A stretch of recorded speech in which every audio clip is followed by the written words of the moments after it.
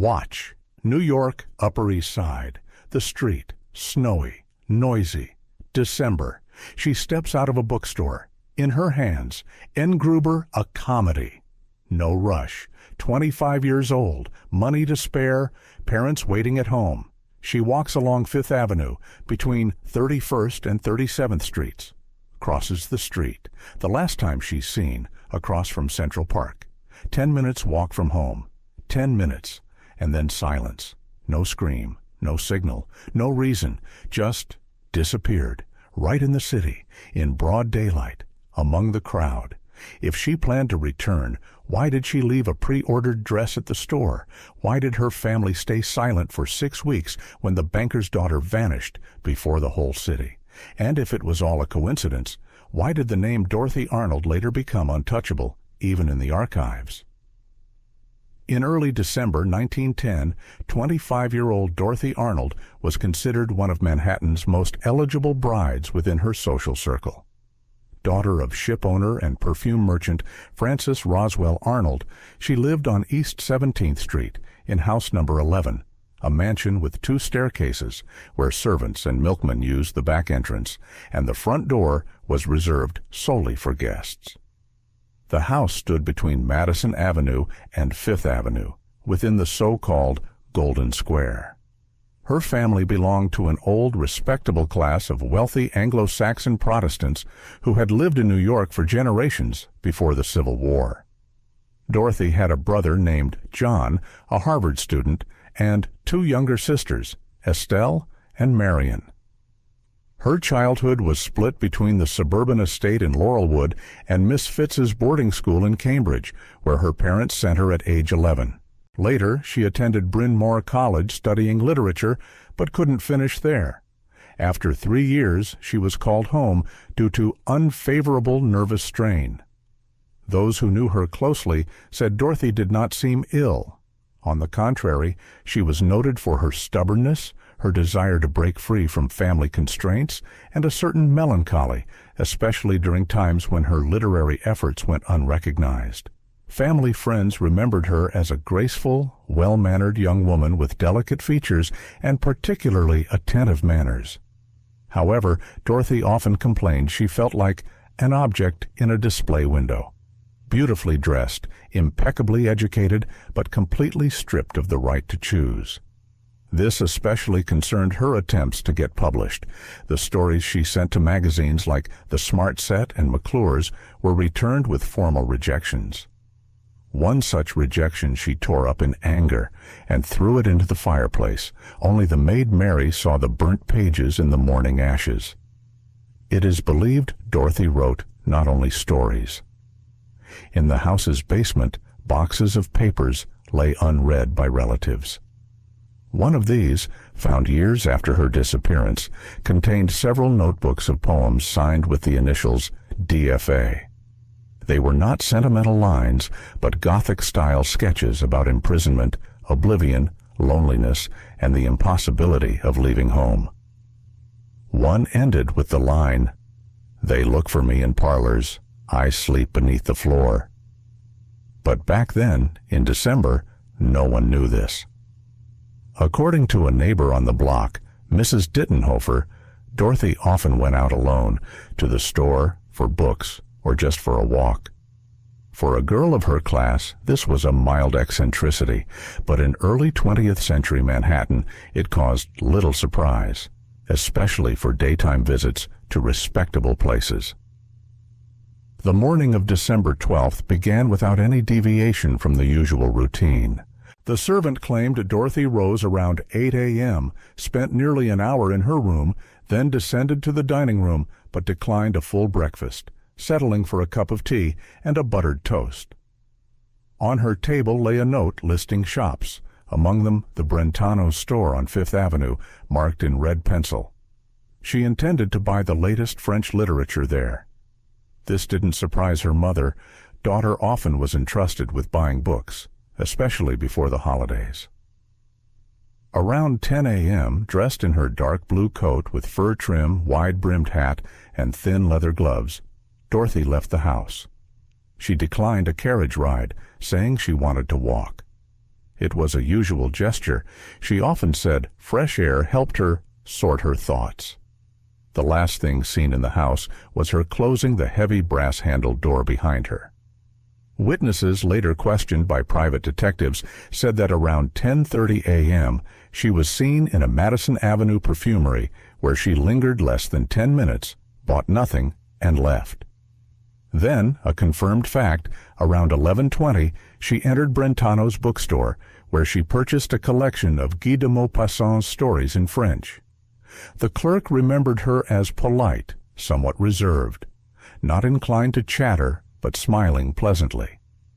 She paid in cash and neatly placed the book in a small burgundy handbag with short handles and a brass clasp. After this moment, the information trail goes cold. No taxi or carriage drivers reported picking up a woman matching her description. Moreover, no shops within 6 blocks confirmed her presence in the following hour. Surveillance cameras didn't yet exist, and the City Watch recorded no incidents that day involving women of her age. This was the first strange element. A walk started with a clear route and purchase, then vanished without a trace. At the house on 17th Street, alarm didn't arise immediately. Until noon, Dorothy's absence didn't worry anyone. She had previously lingered, especially visiting Central Park or spending time at the Lenox Library, where she held a reading card. Only when dinner utensils began to be laid and headmaid Miss Allison reported Miss Arnold hadn't returned, did the mother grow uneasy. Francis Arnold, the father, was at his Wall Street office that day and arrived home around 7 p.m. His first reaction was frustration. He assumed she might have gone to a friend's without notice. But after 2 calls to the Adams family home and to Grace Wainwright's apartment, his friend, he realized Dorothy hadn't appeared there. Around 9 p.m., he ordered servants to check the library and bookstore, but both were already closed. Only after midnight, more than 14 hours after her departure, did Francis decide to seek help, not from police. Contrary to reason, he insisted on hiring private detective John Cate, connected to a law firm where he once worked. Cate arrived early on December 13th and began interviewing nearby witnesses. His first task, reconstruct Dorothy's route, starting from the bookstore.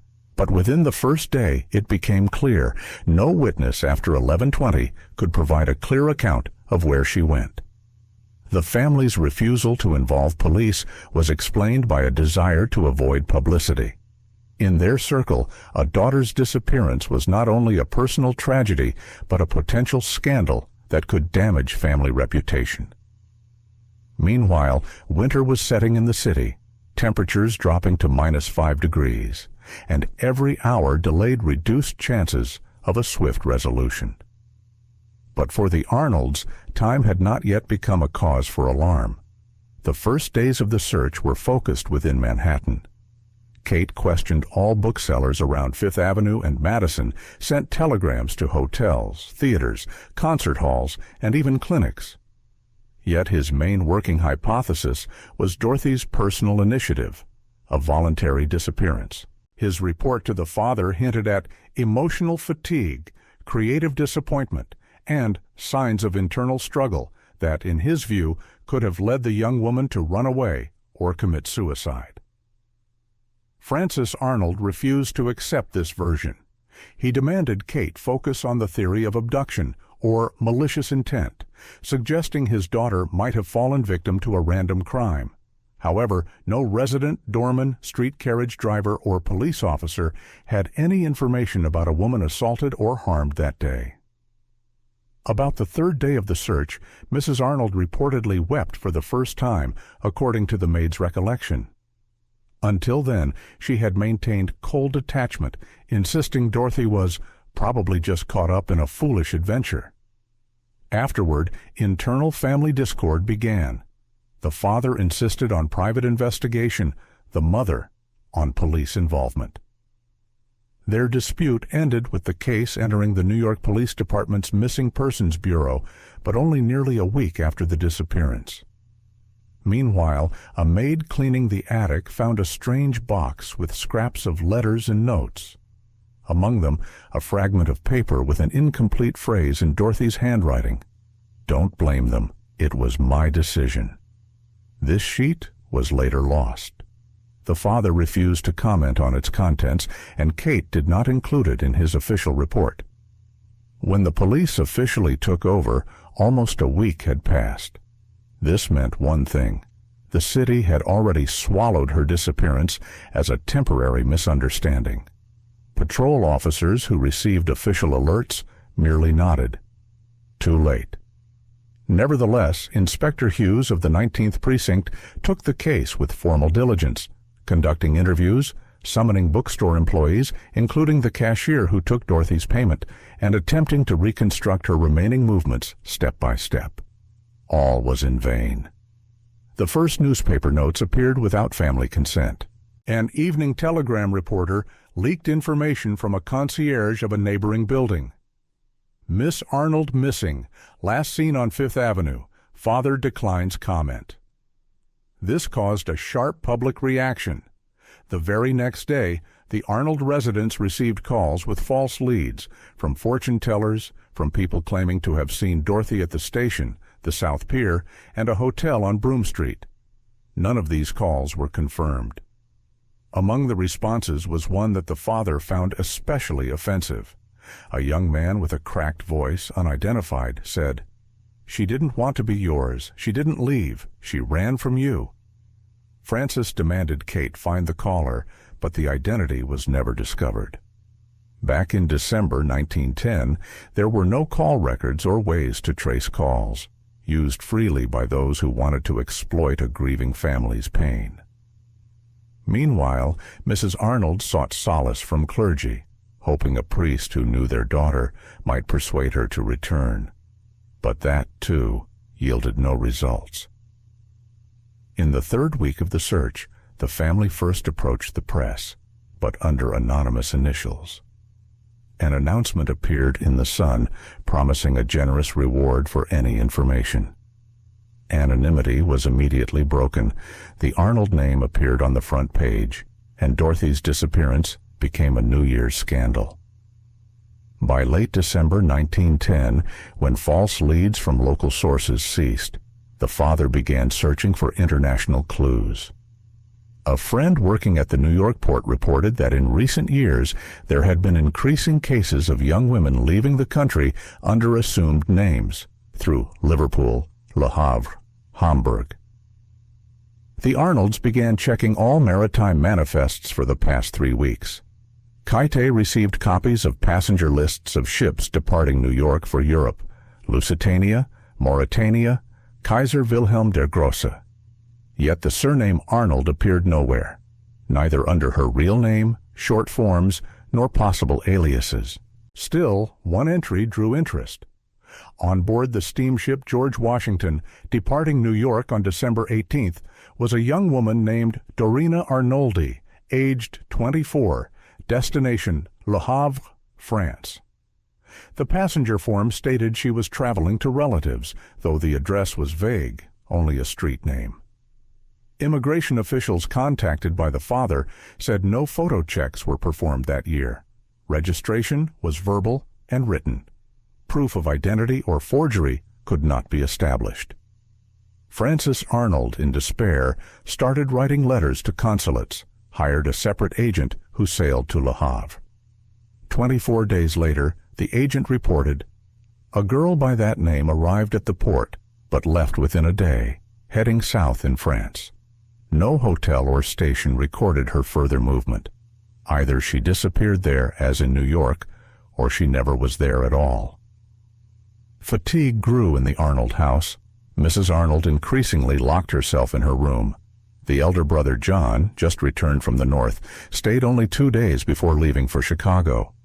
He didn't believe his sister had left willingly. Speaking to journalists, he said, "If she wanted to disappear, she would have told me. I would have known." This statement was removed from the paper before printing, likely at the father's request. The house was engulfed in silence. In early January 1911, a letter arrived at Dorothy's father's address. The envelope bore no return address. The handwriting was female but uneven, as if hurried or physically weak. Inside was a brief message. "Don't look for me. It was my choice.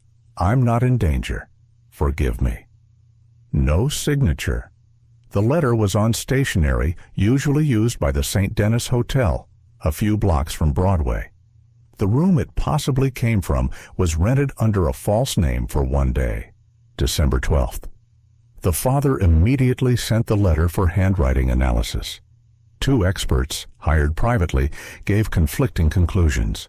One said the handwriting did resemble Dorothy's, especially in letter curls and line slant. The other said the similarities weren't sufficient to be certain. The letter was kept in a safe drawer, separate from other documents. It was never passed to the police, only to private agents. At the same time, another lead emerged. A reporter from the Times contacted the family to report that a young woman resembling Dorothy had lived for several days in a cheap boarding house on Rivington Street.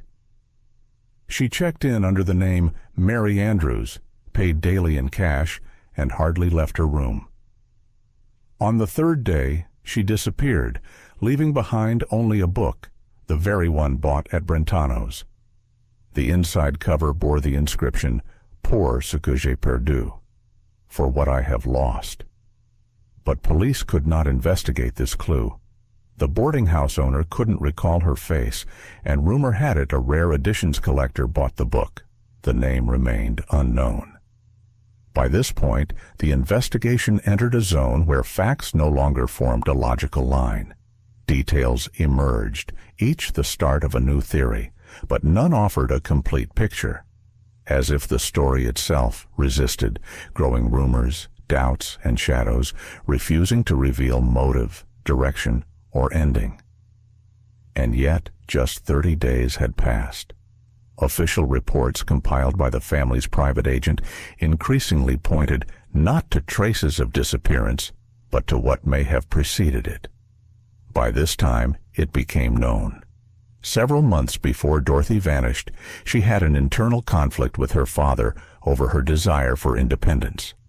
She wanted to move out, not to leave the family permanently, but to rent a separate room and live a literary life without pressure. Her father considered this foolish.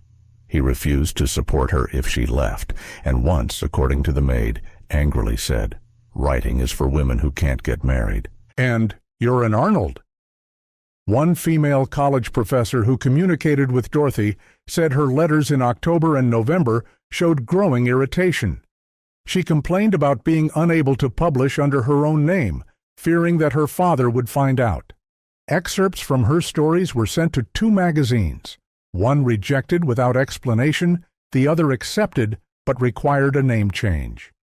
Because she refused to use her real signature, the publication brought her neither money nor recognition. These details became key to the theory that her disappearance was a voluntary escape. Pinkerton agents hired bypassing the police concluded that if she left, it was an act of desperate self-liberation, not a crime. But facts militated against this. No money was withdrawn from her account, no documents used, no acquaintance confirmed Dorothy was looking for housing or a ticket. The only support for this theory was the tension growing in her notes and letters. Her mother rejected the idea. She maintained that her daughter could not leave without saying goodbye. In a letter to a friend a week before disappearing, Dorothy enclosed a coupon for scented soap with the words, "I hope someday you'll bring it to me yourself." This small detail seemed to indicate she did not plan a break from her familiar world. And if she left, it was not forever. In March 1911, nearly 3 months after the disappearance, anonymous calls began arriving at the Arnold home, all from different street payphones, as later established. In each case, the caller remained unidentified, spoke briefly and strangely. The first call was at 8:20 p.m. A weak female voice said, "You don't know who you're looking for." The second, 3 days later. She's closer than you think. In the third week, the letter wasn't from her. And finally, the last, don't look for what doesn't want to be found. Each call lasted less than 20 seconds. None contained direct threats or usable information. The family recorded the calls on a mechanical wax recorder, later reviewed by agents, but neither voice nor background allowed identification. The police declined to open a separate case, considering them hoaxes or the work of mentally disturbed individuals. Yet, at the time of the last call, something happened the Arnolds never told the press. Mrs. Arnold said to the maid she heard someone calling her name from the closed library. It was the only time she allowed herself to believe in the irrational, later denying she had said this. The next day, the father ordered a lock installed on the phone, forbidding answering calls without his permission. From then, the calls stopped. But the tension in the house shifted to a hidden phase, where any movement, any sound, any coincidence seemed like encrypted hints. In April 1911, one of the hired investigators, named Lowell, conducted a full inspection of the house, from attic to basement. In the basement, he found something missing from the post-disappearance inventory. In a far corner, behind an old cupboard, was a box wrapped in cloth, monogrammed D.A. Inside were her university notebooks, several manuscripts, 2 draft letters, and an envelope marked, "Do not send." Among the papers, one page bore a handwritten note in nervous script. "Don't believe they don't notice. They just pretend. Everyone knows, but stays silent. And when you start to speak, you become strange.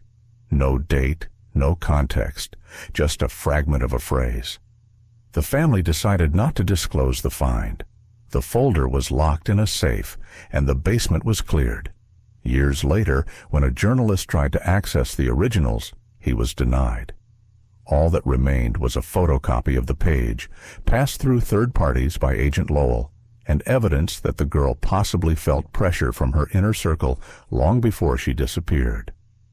Later, a city library employee analyzing Dorothy's drafts noted, "There was always duality in her texts. Characters said what they didn't think, and those who spoke the truth disappeared." These words remained in the archive file without specifying which work they referred to. The investigation's turning point came suddenly, in mid-May 1911. A letter arrived at the private agency where Agent Lowell was conducting a parallel inquiry. It came from Caroline Hart, a resident of a Philadelphia suburb. The letter claimed she'd seen a woman in a bookstore on the city's south edge who resembled Dorothy Arnold. The woman stood by a shelf of new novels wearing a plain gray suit and a black veil. According to Caroline, the woman acted cautiously, avoiding eye contact. When Caroline approached and said Dorothy's name aloud, the woman froze and left without turning, dropping a rolled-up newspaper on the counter. Lowell immediately traveled to Philadelphia and interviewed the bookstore staff. One employee confirmed the woman's visit, but said she made no purchase or left traces. The clerk noted her speech was peculiar. Soft accent, unlike typical Southerners, more fitting educated Manhattan circles. Based on the description, Lowell showed the owner a portrait of Dorothy from an archive cutout. The man hesitated, then said, "Perhaps yes," or someone trying to be her. This episode entered the private report as a hypothesis. A woman resembling Dorothy might have intentionally appeared in public, either seeking to be noticed or as a ruse. However, no traces of her route after this were found.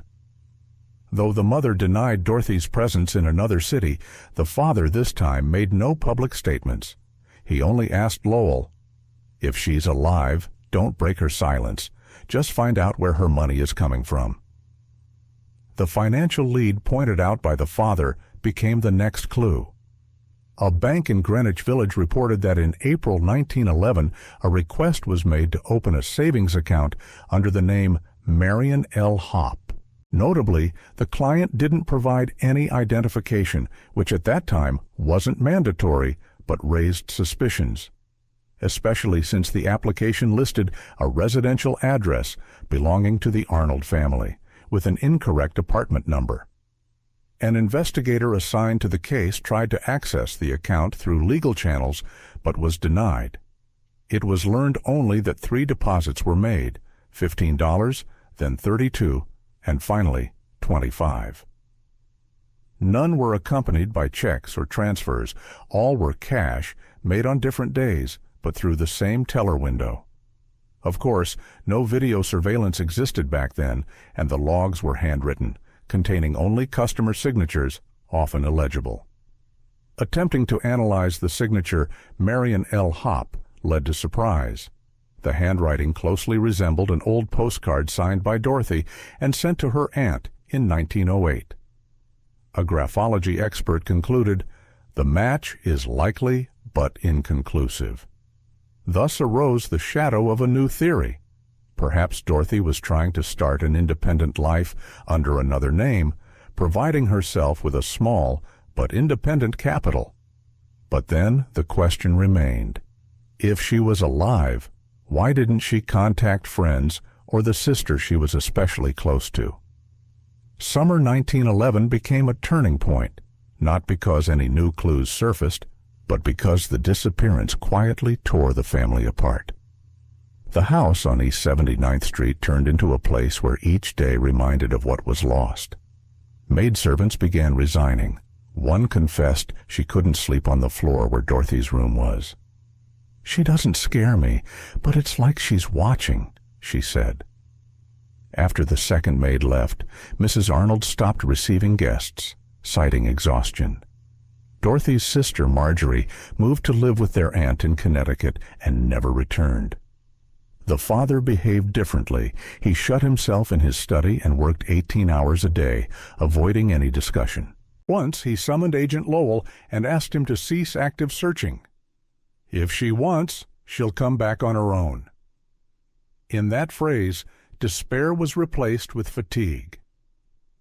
The mother, until late summer, went to the park opposite daily, sitting on the same bench, staring at the building where Dorothy once took French lessons. This became her ritual, the only way to keep faith Dorothy was still somewhere near.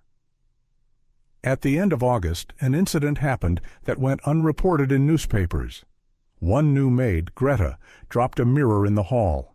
It cracked diagonally, and upon hearing the sound, Mrs. Arnold rushed from her room screaming, "It's her! She is here!"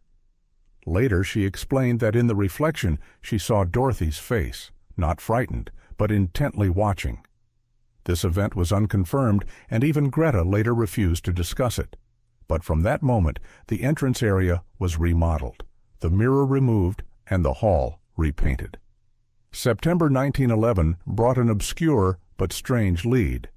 At a notary office in Lower Manhattan, a clerk reported that several months earlier, in March, a woman called Francesca Down came to inquire about legally changing her name while maintaining her current residence. She asked about the legal nuances.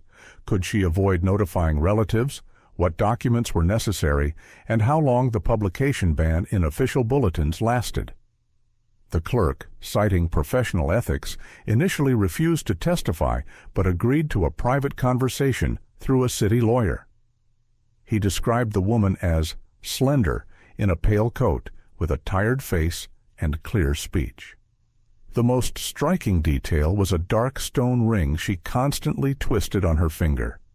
Later, when Agent Lowell showed him a photo of Dorothy Arnold in an evening dress with that very ring on her ring finger, the clerk only nodded. "I can't say for sure, but if it's not her, the ring is exactly the same." This visit was not made public, and the notary left service after the fuss. His claims were unsupported by documents or logs. The woman supposedly refused to leave her name or papers. However, the inquiry's nature, changing one's name without informing family, matched an increasingly discussed theory: escape. Only now this theory gained strange details, with a distorted name, the ring, and the legal query forming something more than a mere run-of-the-mill heiress's whim. October marked a curious but strange event, stirring both public and police interest. A reader of the weekly New York Social Echo informed the editors that in the October 3rd issue, in Society Chronicles, he discovered a mention. At a reception at the Hartford's residence, Mrs. Linda Chase and Miss Dorothy Arnold were seen, accompanied by Mr. A.H.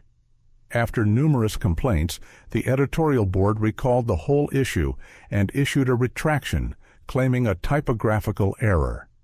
Arnold should have been Arlene, unrelated to the case. Yet this did not explain how Dorothy's name got into a manually prepared social report based on guest lists, not automatic data. The typesetting staff, including the woman who typeset the page, insisted they typed exactly from a guest list given by editors. Checking the list showed Arnold's name was not on it. This detail sparked a new wave of speculation. Either the name was deliberately inserted by someone seeking attention, or a person claiming this name really attended the closed event. Interestingly, the same newspaper, even after retracting the name, later published an article titled, "Even the Missing Can Influence the Agenda if their name doesn't leave society's memory." Though seemingly philosophical, in Dorothy's case it sounded almost like ironic commentary. She could have disappeared physically, but her name kept appearing in the strangest places. By November 1911, the family lawyer received a confidential letter from a law firm based in St. Thomas, one of the Virgin Islands, then under Danish control. The letter contained a request for mediation. A client, supposedly American by birth, living under the name Sarah A. Flint, sought legal advice on citizenship, inheritance, and the possibility of returning to the United States under a different name without media attention. The letter was formal, but an accompanying note added by a second lawyer read, "The woman is young, speaks without an accent, mentions New York, avoids discussing her past. This might interest you in connection with the well-known case." The Arnold family's lawyer, after reviewing the contents, did not send a direct inquiry, but informed Dorothy's father. He merely shook his head. If she were there, she wouldn't write. And if someone tries to play with that name, let them know we're still watching. This lead remained unconfirmed since the lawyer had no grounds to send a private request abroad without the family's consent. But the fact that Dorothy's name, or her possible persona, continued to appear in such distant places, from Philadelphia to the Caribbean, caused doubt. Was the case truly about disappearance, or was it an elaborately orchestrated hoax? November also brought a new lead that at first seemed far-fetched. But the more it was checked, the more details emerged that were hard to explain as coincidence. One of Dorothy's former Bryn Mawr college classmates, Edgar Welling, wrote a letter to the father, claiming to have seen her in Philadelphia, about 9 months before the letter reached its recipient. He asserted he saw a woman strikingly like Dorothy near a bookstore on Chestnut Street. She stood by the window looking at a volume of Wilde's works, then quickly disappeared into the crowd. He paid special attention to how she held the book, with her left hand pressed tightly to her chest, and to a gilded pendant he said Dorothy still had in college. The letter caused little enthusiasm in the family, but the lawyer sent a private detective to Philadelphia. The bookstore staff confirmed seeing a woman fitting the description, but could not recall her name. Interestingly, on that day's order list was an entry under the name F. Down, matching the earlier mentioned name linked to the legal name change attempt in New York. No address or signature was present. Yet, such a minor overlap, pendant, name, book, behavior, raised caution, not because it pointed to the truth, but because there were too many coincidences. By the end of the year, the once prevailing theory of Dorothy's voluntary escape began to raise doubts even among its proponents. Arguments supporting this hypothesis included her dissatisfaction with life under family control, an unapproved romance with George Grisk, unsupported literary ambitions, and increasing societal pressure from high society. Yet contradictions existed. If Dorothy planned to run away, why did she ask a friend to accompany her to the store for a dress? Why did she carry money but no documents? Why, if she truly wanted a new life, was she seen walking with a bookshop bag, not a suitcase, at the moment she disappeared? And most importantly, why was there never a clear sign, note, or anonymous hint confirming she was alive? Dorothy's father said in a private conversation with the agent, "If she left, we would have received a sign. At least one woman, somewhere, would have written, 'I am here, alive, goodbye.' But nothing." This marked a turning point in reassessing the main theory. Too much seemed too clean, as if the whole disappearance was not impulsive, but a meticulously planned operation by someone who knew how to vanish without a trace. In January 1912, the New York Tribune received a letter from Agnes Kelly, a nanny working in a wealthy Upper East Side home. She claimed that on the day of the disappearance, around 3:30 p.m., she saw a girl resembling Dorothy sitting alone on a bench in Central Park. The girl appeared to be waiting for someone, looking at her watch, then suddenly stood, turned, and quickly walked towards the corner of Fifth Avenue and 78th Street, where a black carriage without markings stood. Agnes remembered the scene because unmarked carriages normally didn't stand in that area, and traffic was light that day. When, a couple of days later, she saw Dorothy's photo in the papers, she allegedly had no doubts it was the same girl. She sent the letter in December, but it reached editors only in January, and by then, police had lost interest in unconfirmed sightings, lacking names, addresses, or facts. Nevertheless, Agent Lowell personally visited her. Though he did not include her testimony in the official protocol, he noted in his notebook, "Too many coincidences to dismiss. Maybe she really was waiting for someone. Maybe it wasn't entirely her choice." These words later formed part of one of the most debated theories, the involuntary disappearance orchestrated with third-party involvement. In February 1912, the investigation returned to the figure of George Griscom. The Arnold family still considered him an unsuitable match. But Agent Lowell sensed something off in his behavior, not fitting the usual pattern of a disgraced lover. He never initiated follow-up interrogations, never demanded information from the investigators, nor sought to publish his opinions, and after the case began, he vanished sharply from public view. Once, however, the agent was notified that Griscom arrived in Boston, staying at a hotel under a false name. It was learned that he met there with a woman registered under the surname Flint. Suspicion again turned the investigation to that mysterious name, which had surfaced twice before, in the notary's office and on the Virgin Islands. But most importantly, the agent obtained a copy of a bank transaction. In February 1912, Griscom transferred a round sum to an unknown account in Montreal. No official grounds existed to detain him.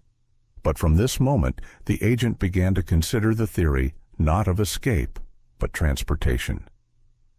Perhaps Dorothy didn't leave on her own, but was taken away, with help from someone she trusted. Griscom denied everything and still claimed ignorance. Yet now his statement sounded less like a lover's words and more like polished formulas repeated many times. That spring, archival records from the telegraph station on 42nd Street revealed a strange fact while auditing accounts. On the day of the disappearance at 1845, a telegram was sent to an address in Florence, where George Griscom had lived in 1909. The sender was unspecified, but the content was unusual. "Everything is finished. Don't write. I will contact you later." The clerk checking the log said the handwriting was feminine, and the message was written in burgundy ink, not the usual blue or black. Police could not trace the payment, as cash was used instead of an account. The log was double-checked. The entry was genuine. But who sent the message and what "everything is finished" referred to remained unknown. It might have related to the case or nothing at all. Yet the disturbing coincidence of timing, ink color, and hint of connection to Griscom once again steered the investigation away from the escape theory towards something darker and more concealed. In mid-spring, the investigation returned to the simplest details that initially seemed insignificant. Dorothy's belongings in her room remained nearly perfect. A box of jewelry stood in its place, letters were folded in the desk drawer, and on the dressing table lay a silver-framed pocket mirror. This mirror was often mentioned by Dorothy's mother. It was her own in youth, and Dorothy almost always carried it. That it remained at home seemed strange, especially considering the girl left dressed not lightly for a walk and without a change of clothes. On that day, witnesses claimed she planned a walk in Central Park and supposedly asked a neighbor child's nanny to borrow an umbrella because rain was expected. But archival weather reports for that day recorded no precipitation. Why mention rain? Why take someone else's umbrella? And why did the mirror she never left behind remain on the table? Too many small details that don't add up to a simple picture. Months after the disappearance, when Dorothy's father finally decided to go through her papers, he found an unsent letter in a dresser drawer. It wasn't signed, but the handwriting was undeniably hers. The letter was addressed to someone named K. No full name. Dorothy wrote about being tired of enduring everything, unable to play the part any longer, and that this is not an escape, but a passage into reality.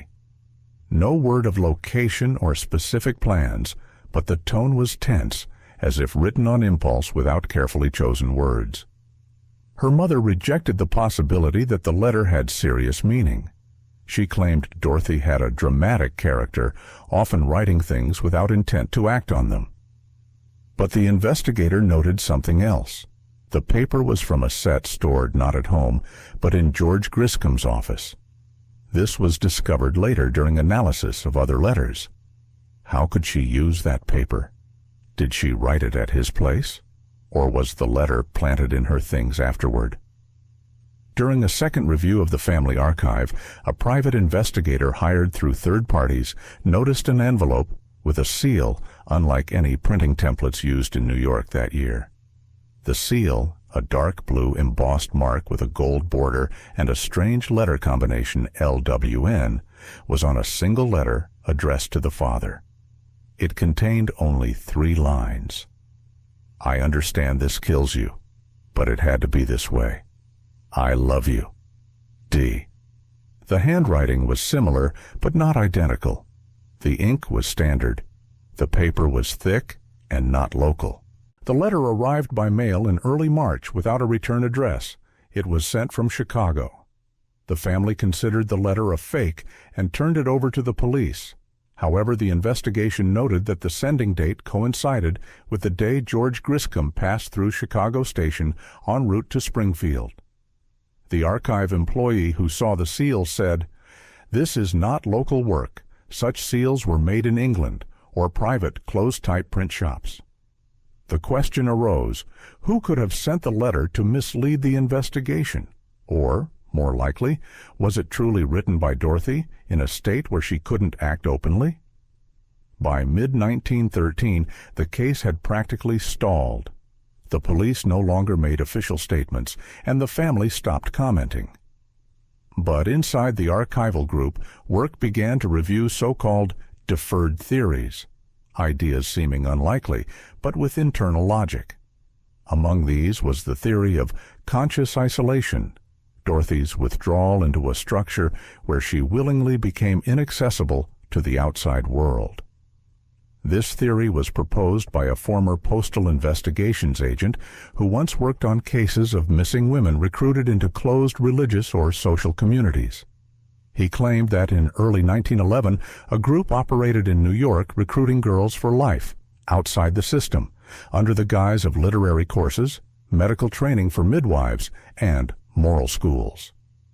The investigation found no direct links, but testimony from a Boston witness mentioned a girl resembling Dorothy attending a will and restraint development course at a private house on Melbourne Street. The house closed in 1912, documents were lost, and the owner disappeared. The theory was abandoned. But the investigator wrote in a personal note, "Maybe she left, but not where we were looking." At the beginning of 1914, a strange message arrived from an Italian journalist in Naples. He claimed that on one of the postcards sold near the waterfront was a young woman resembling Dorothy Arnold. The photo was taken in 1913. She sat on a bench near the Church of St. Francis, in the shade, holding a book. The caption on the postcard read, "Donna Americana, 1913. The photo was blurry, but the agent, comparing it to other known photos of Dorothy, noted similarities in the jawline, the curve of the lips, and eye placement. However, a definitive confirmation or denial of resemblance was impossible. Dorothy's mother, upon seeing the card, turned away, refusing to discuss it. Her father said, "I don't know who is in this photo, but I do know if she were alive, she would have written to me." The photo remains in the archive under number 4483. Later, it became a symbol of the case, silent confirmation that Dorothy might not have died, but simply vanished forever from a world that was unbearable to her, or she was made to disappear.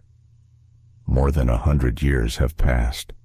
The Arnold house on Madison Avenue has long been demolished. In its place now stands a glass skyscraper with trendy boutiques below. No plaque recalls that once from here stepped a 25-year-old woman named Dorothy, and no one saw her alive again. Officially, the case remains unsolved. The classification reads, "Presumed deceased under unknown circumstances." The archive was closed in 1939, reopened 1951, then faded away again. The last attempt to analyze it was in 1998, when a private college historian in Massachusetts prepared a lecture titled, "Dorothy Arnold, a Disappearance No One Cared About." He argued the family deliberately stalled the investigation to hide personal details not fitting contemporary public expectations. That the disappearance might not have been a tragedy, but a salvation. In New York, no direct descendants of the family remain. The graves of the father and mother lie in Syracuse on the family plot, marked with a symbolic plaque reading, "Eternal Love to Dorothy." The photo from Naples still sparks debate. One modern restorer superimposed it onto a scanned image of Dorothy's Bryn Mawr graduation photo. Matches were near identical, but technology was still too imperfect to recognize it as proof. In popular culture, Dorothy Arnold's name barely echoes. Her story is neither mainstream nor adapted into films, nor turned into a podcast with millions of plays. But those interested in cold cases know. This is one of the quietest dead ends in American forensics. A case with no body, no crime scene, no motive, just one day, December 17th, 1910, that fell out of all calendars. And now, in the 25th year, all that remains are records, a few cards, black and white photos, a line in the archive. Write in the comments what you think. Which theory do you favor? Escape, accident, family cover-up, or something else? Elusive. Like if you want more stories like this, and be sure to subscribe so you don't miss the next investigation. Take care, and your loved ones too.